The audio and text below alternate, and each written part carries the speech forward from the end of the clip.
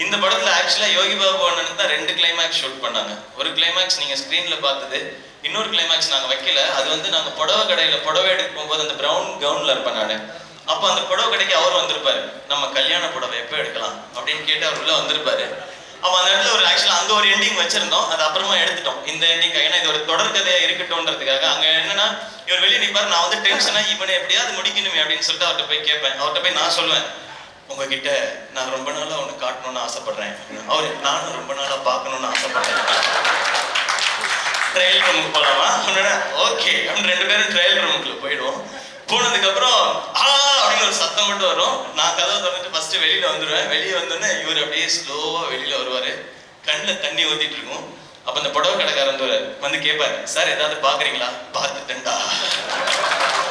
Sir வெரைட்டியா இருக்கு, இதுல என்னடா வெரைட்டி, என்ன விடுங்கடா அப்படின்னு ஸ்லோவா அப்படியே போயிடுவாரு.